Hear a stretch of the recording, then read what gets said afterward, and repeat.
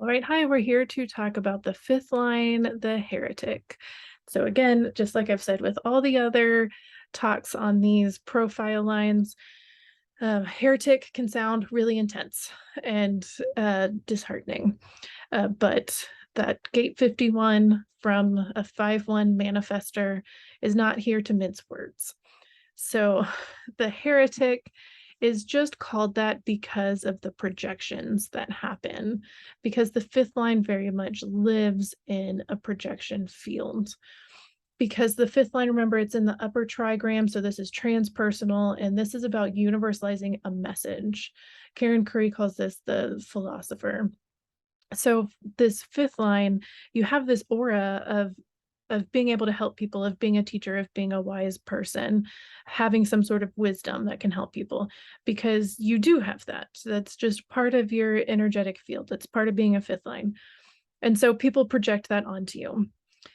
So with this projection field, it's important that you follow your strategy and authority to know who to help with your wisdom, because this is a transpersonal side. You are going to interact with people. Part of you being here is to work out your stuff through your relationships with other people.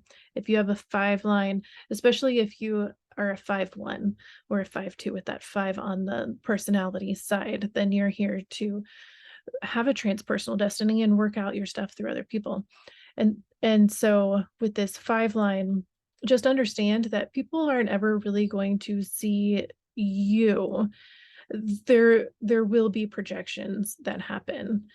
So follow your strategy and authority to know who to help and who to support, and just understand that this is part of your energetics, and understand too that it's a beautiful thing. It's a beautiful thing. And so I get the sense that, like, from observing other 5 lines, both deeply in their experiment and my family, my younger son has a 5 line, my dad has a 5 line.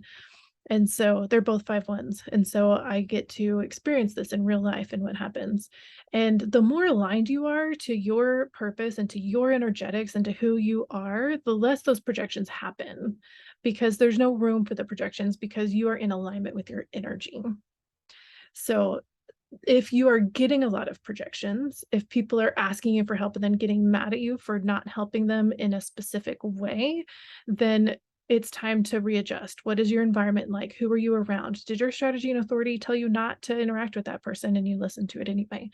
It's time to just dig in a little bit and to see where you might be a little off track, to understand that. I see this a lot with my dad. Like, he's a prime example of living his experiment without ever even knowing it's his experiment. Like, I've talked to him about his design a little bit, and he doesn't get it at all, which is totally fine. But I get to observe how he lives it so authentically. And this is just to say that my entire life, uh, I mean, longer than I've been alive, my dad has been a pilot and a mechanic. And so my entire life, I grew up going to the airport with him and seeing him work on other people's planes. And every single time we're at the airport, I kid you not, every single time, as soon as my dad steps onto the land of the airport, somebody is coming out of somewhere asking my dad for help on their plane, or they have a question about something happening on their plane, or they want him to look at something on their plane. Every single time we're at the airport. This is the 5-1. This is the 5 line. There's, oh, he's here. We can ask him.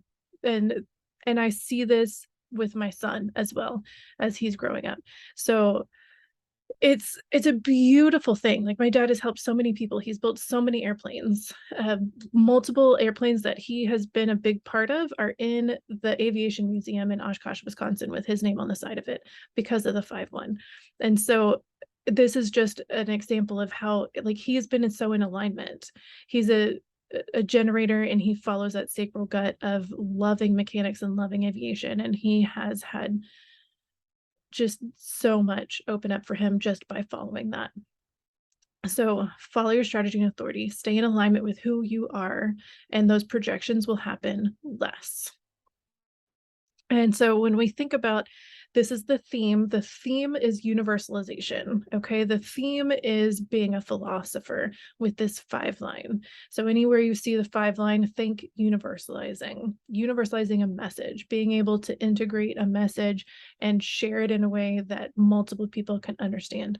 And so the environment here is valleys, and valleys is about intimacy. It's about connection. It's about being close to the earth. And so when we think about it in the way of universalizing, it's really about connection. And that's what universalizing is. It's connecting someone to a message they couldn't have gotten otherwise. And so when we think of a valley, when you're in a valley and you're in close proximity to somebody, then you're getting information that you couldn't have gotten otherwise. It creates a cozy environment there. So that's the general overview of the 5-line. If this resonated with you, please let me know. I'd love to hear it. If you had any questions or clarity or aha moments that you want to share, I would love to hear about those as well. And until next time.